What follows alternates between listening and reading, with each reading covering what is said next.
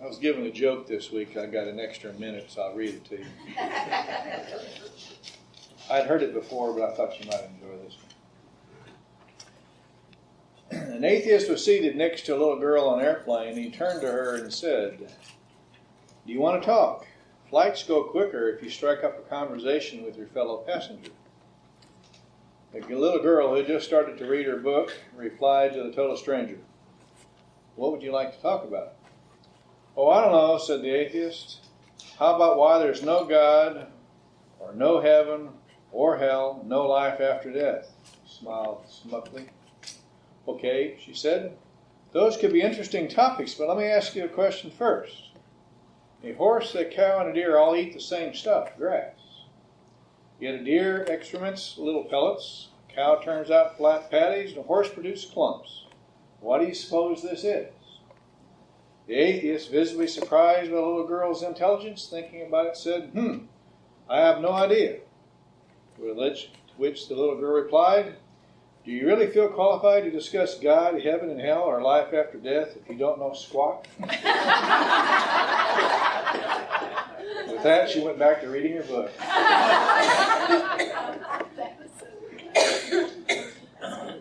Anyway, I thought you might enjoy that. Very wise. Good study. It's not part of the sermon, but it does fit. I was reading this week. I don't know where I read it, but who's the first person that made the statement of the people, by the people, and for the people? Where do you find that? Wrong book. Nope. Declaration of Independence. Okay, is that part of the Declaration of Independence? Okay, but do you actually realize that's not the first time it was written? Try 500 years earlier. Anybody know who wrote it, and where he wrote it, and why he wrote it? Nope. A man by the name of Wycliffe. You notice the story of Wycliffe when he translated the Bible into English, because the Bibles were in Latin and they were chained to the pulpit, and he went against the church and ended up being killed for translating it into English. And in his leaf of the Bible, the translation that he made, that's what he wrote: of the people, by the people, and for the people, which it later cost him his life. And obviously our country has adopted that and put it in, but it was written much earlier. So now you know the rest of the story. I thought that was quite interesting. I would have thought, I never would have realized that. Obviously, Memorial Day, the history of Memorial Day, obviously started in a Civil War, and the North and the South had it on different days, and then later we then celebrated it to obviously the last Monday of May, and then later included not just the Civil War, but anyone who's fallen in service, and then obviously Veterans Day for anyone who's served. Thinking about how to do Memorial Day and then how to include it with our study on David. So, some of you may think I'm creative or that I'm out of my mind, but I think you can do the two of them. I want you to think about this, the deal of what we think about with David and the memorial. So, first of all, let's look over in 2 Samuel chapter 22. 23. 2 Samuel 23. This is the last public statements of David. So in a sense, could you say this was at the end of his life? His last public statements. And he's writing. And the first point I'd like to make talking about Memorial Day is remember those who have helped us get here. Remember those who have helped get us here. I think that's true for all of us. Notice first of all in verse 1 down to verse 7, David is going to thank the Lord himself. And you'll notice in verse 1, now these are the last words of David. David, the son of Jesse, declares, the man who is raised on high declares, the anointed of the God of Jacob, the sweet psalmist of Israel.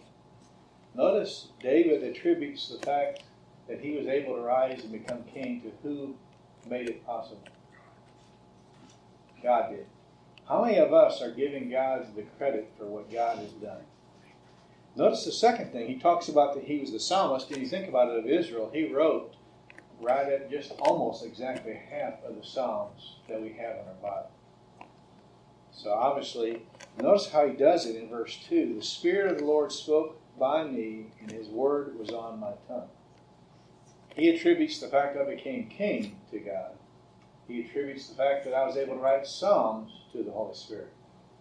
How many of us are giving credit where we need to be given credit?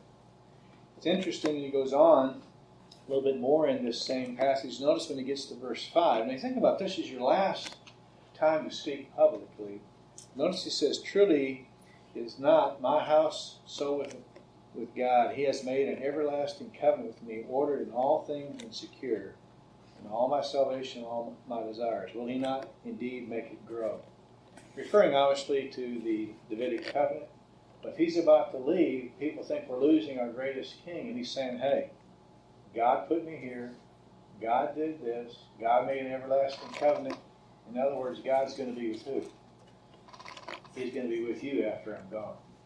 Now, how important is that to remember? And then he then's going to talk about, obviously, others that God's going to take out in verse 6 and 7. So first of all, I want you to think about it. Remember those who have helped. One is the Lord himself.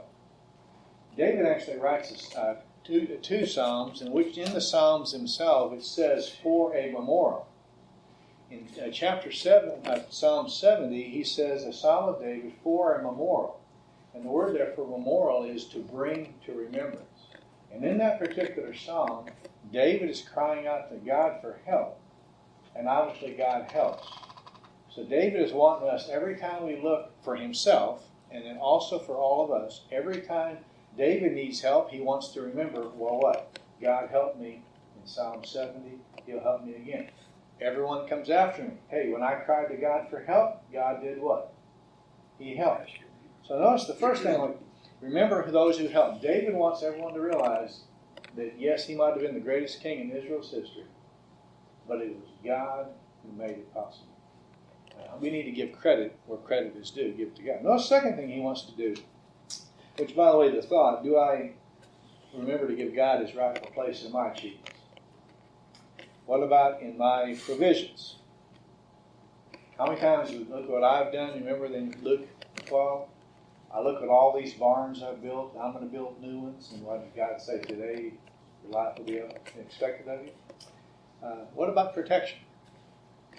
All these different storms that are going by. Why is it that God took the tornado just 1 mile this direction, 1 mile that direction? We ever stop and thank him for his protection? Second thing David does in this passage, not only does he want to remember those who helped Almighty God, he wants to give credit to his mighty men. Because his mighty men is what made it possible, humanly speaking. So notice he's going to now talk about them. He has the different ones. And the first one, notice his, we'll give them nicknames because I'm not about to pronounce their names. You notice in verse 8 of chapter 23, these are the names of these mighty men. Notice the first one, we'll just call him Josh. And he was given a nickname too, by the way. You notice his nickname was, he is called Adino the Elznite. You ever realize what those two words mean? It means the strong, sharp spear. How would you like to have the nickname of a strong, sharp spear? Well, you'll see why he's given that nickname. You notice it said in verse 8, and in one battle he killed how many men by himself? 800. That's hand-to-hand combat. It's not a machine gun. Can you imagine in one battle being responsible for killing 800 people by yourself? Now we saw that happen with Samson, but God had given him but think about it.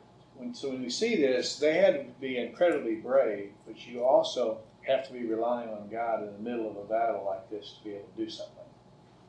And he was made the chief. Notice the second one, Eleazar. Notice he was the son of Dodo. And notice what he does in verse 9. He defied the Philistines and gathered the battle.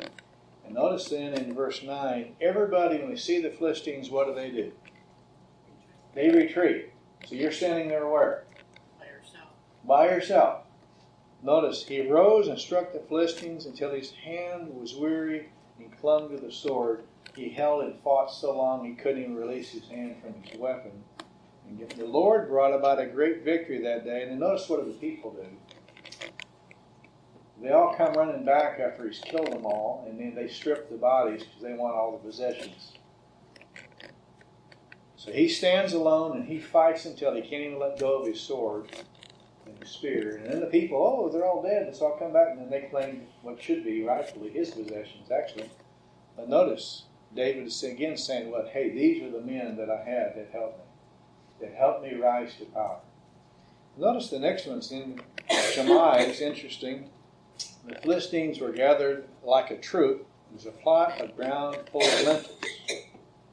He's standing there in the lentils, and the Philistines want to come and steal them and take them. And he says, "No, you're not."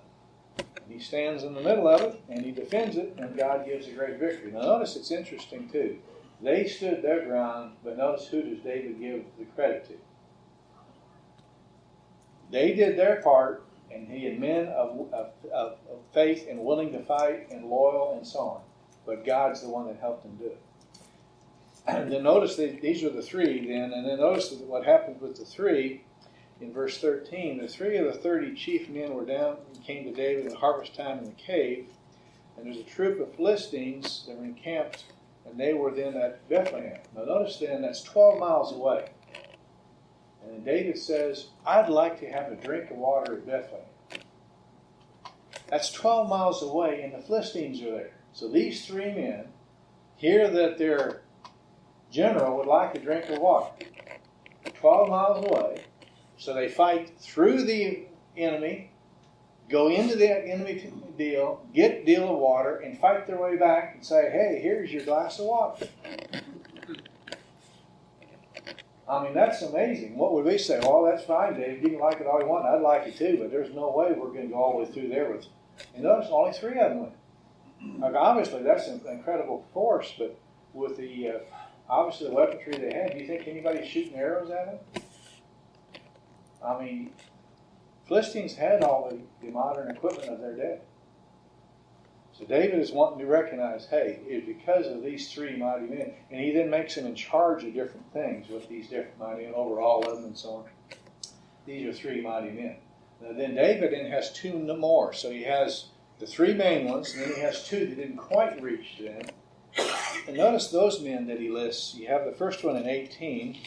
And notice, it's interesting, Joab and 2 of his brothers were included of the mighty men. But notice what it says about him. He swung his spear against 300 and killed him. So he fought with his spear, and he killed how many people? By himself, 300. And again, amazing. He was the most honored of the 30, therefore he became their commander, but he didn't attain to the 3. So his reputation, it's amazing what he did, and he was put in charge of the men, but he wasn't quite to the level of the other 3. Notice the next one. It's amazing. I don't know how this guy didn't make it either, but look at some of the stuff he did. Benaiah, mighty deeds. Notice in verse 20, he killed the 2 sons of Moab. Now, that's their 2 champions. It'd be kind of like going down and fighting. Remember Philistines, who was their champion? Goliath and the brothers. Okay? So he went down and fought the Moab champions and defeated them. Notice the second thing he went. He went down and killed a lion in the middle of a pit on a snowy day. Now, how many of you want to jump down? And there's a lion. Who's going to have better traction in that pit? The lion or you? And what kind of weaponry do you have? You know, sword or a spear, you're down in that pit with the lion, and you come out victorious. Notice the next thing he does. He killed an Egyptian, impressive man. The Egyptian had a spear in his hand. He went down with a club. Now remember, he has a spear, you have a club. Now, the important thing anytime you watch boxing is reach. The Egyptian, notice what it says here, how tall he was. He was 7'6", and his spearhead weighed 17 pounds. So how big and strong do you have to be? Not quite as impressive, close to Goliath, but not quite. So you've gone down and you fought the 2 Moab champions you defeated. You fought the most dangerous beast that Israel has to offer in a lion. And now you're going down and you're fighting the Egyptian champion and you beat him. I would say it's pretty impressive. And it's another reason why David's wanting. By the way, if David didn't record this through the power of the Holy Spirit here and in the First Chronicles, would we know of these men? How important is it for you? Have any of us ever thought about writing people who have helped us along the way? There's so many people who have helped us along the way that when we're gone, nobody's going to know what they did to help us. Other than a family member or two, and how much longer before that's gone. You know, you think about it, the people who've helped me along the way, how many times are we thanking people or writing it down or doing whatever for later people to do? And then he goes down and he writes on what all these things, these mighty men he did, and he was put over the guard. So one's over the 30, one's over the guard. And then starting in verse 24, he then is going to start listing. Now, he's going to be more than 30 people. And the reason there's more than 30, and you have in 1 Chronicles, is whenever one dies, he's replaced with another one. So you had 30 people, and one dies, and then another one comes up to take its place. That's why there's more than 30 listed. That was kind of the elite group. And notice you have the second brother of Joab. If you remember, this one was the one that was killed. This is the one that ran so fast. You remember when Abner then basically placed the spear and killed him in the battle? And that was one of the mighty men. But it's interesting, you go down and a little bit later on just for the mighty men, you get to 37. It's interesting. On 37, you wonder about Joab. I think it's understood that Joab is one of them. But notice two people that are included in 37.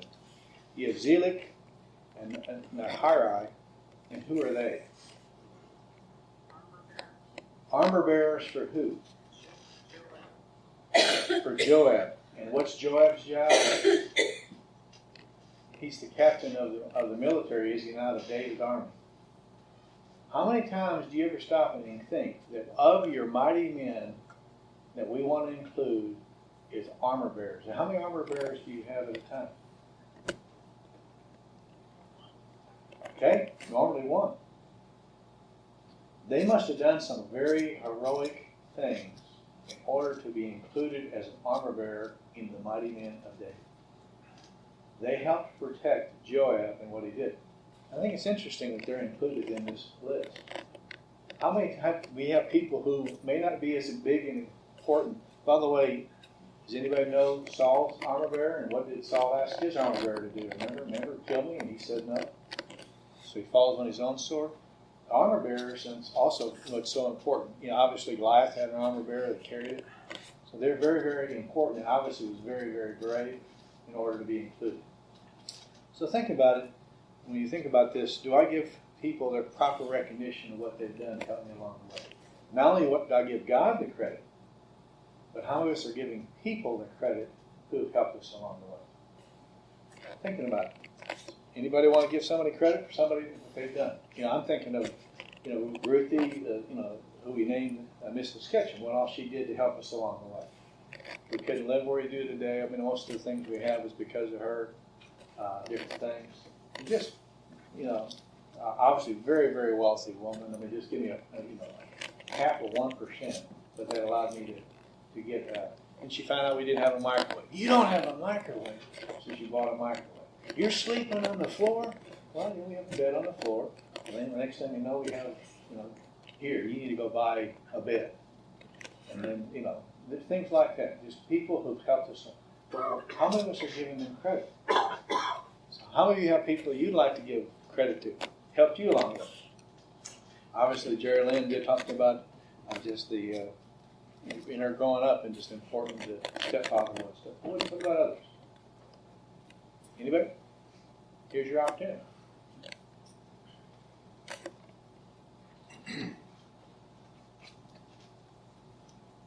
I'd like to break down Uncle Jerry.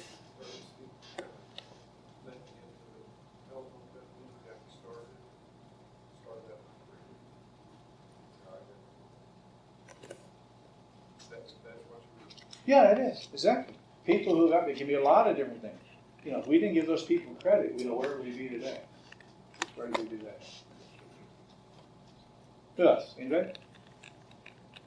A bunch, nobody would know, but where I'm at, I just have a group of friends and mentors that really helped me.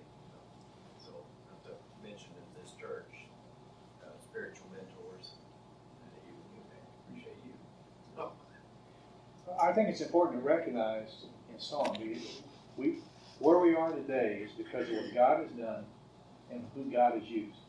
And David wants to make sure his last public words that people know it was God and it was others that helped get him there.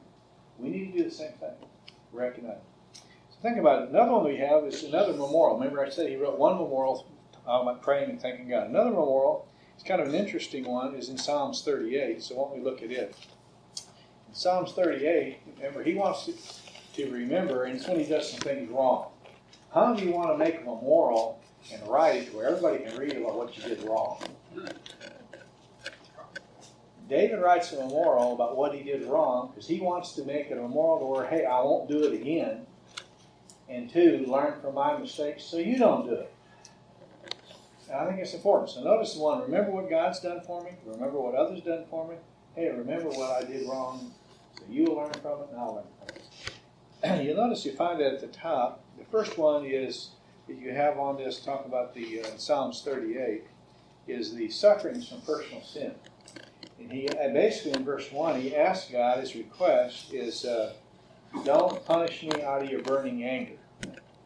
And then in verse 2 down through verse 7, he's then going to start writing about all the things he's going through. And I want you don't know exactly when this happened because it doesn't really fit when he's seen with Bathsheba, nor does it fit with his suffering when he numbered the people, because that was he was able to. God gave him 3 choices on the census, and he chose one. 70,000 people died, and that kind of stuff.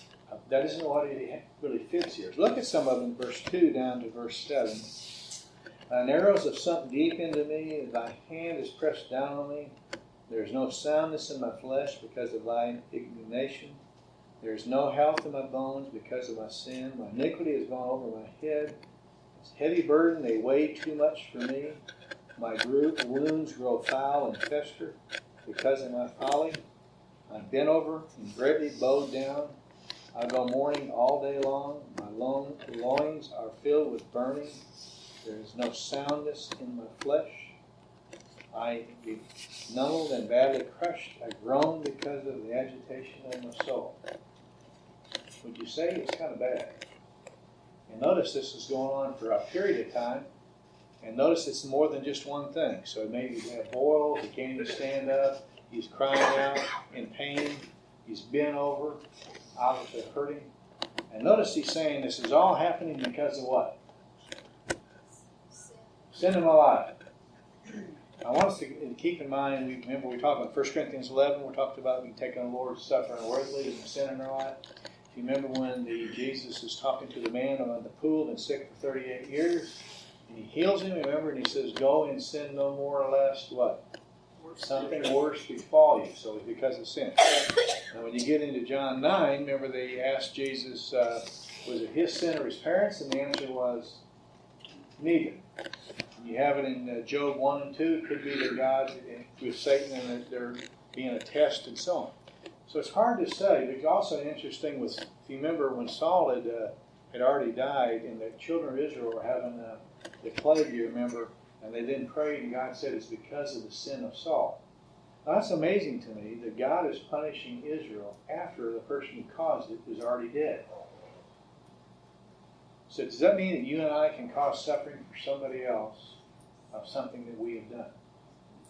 So I think it's important when you look at it. So David recognizes the personal stuff here is because of him.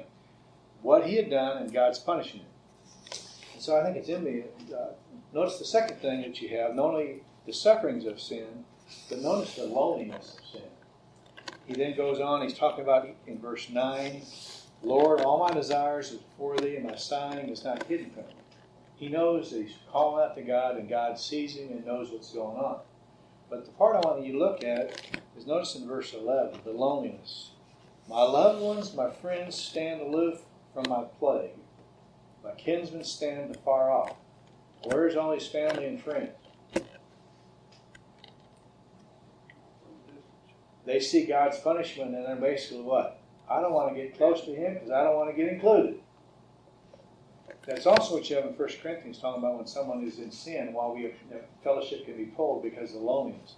It has a real part. Now, what we have to be careful of in Galatians 6 and so on, when you see a brother who has fallen, you and I who need to pray, but then with gentleness go to help them. A lot of times it's easy to sit back with our fingers and point at people, but we need to be there with gentleness to restore them and to help them along the way. So think about it. Here he has the very part in front of him. Remember? By the way, how many of us want to, don't you think about every one of us could write a song just like this about our own life? And how many of us would be willing to do it? For all the world to see that, hey, I blew it and God punished me and learned from me, and I want to keep it in front of me to where I don't forget it the next time. So notice he's been saying the sufferings are real. Notice the loneliness is real. And then you notice in verse 15 to 22, he turns to God and confesses it. And the same thing you and I are told to do in John chapter 1 is to confess our sin. It's interesting, I'm ready to fall, my sorrow is continuing before me. I confess my iniquity, I'm full of anxiety. The reason he's full of anxiety is God can forgive him, but does that mean the suffering is going to stop? No.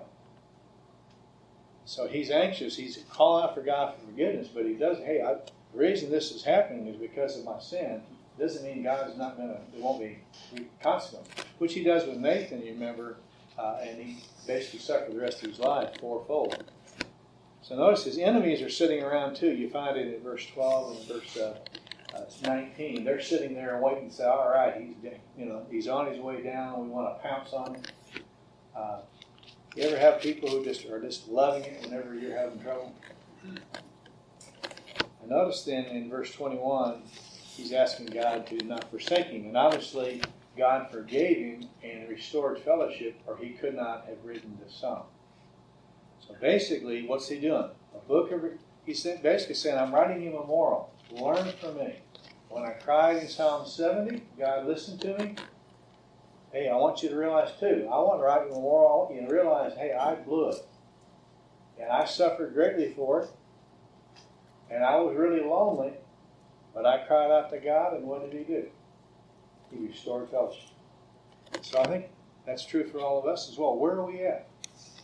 And by the way, how many of us are willing to help other people? Whether it be like Kim or anybody else. And that's what's amazing to me when I mentioned John Howley's at the refining. There's not any bitterness in him at all. But his wife died of cancer a couple years ago.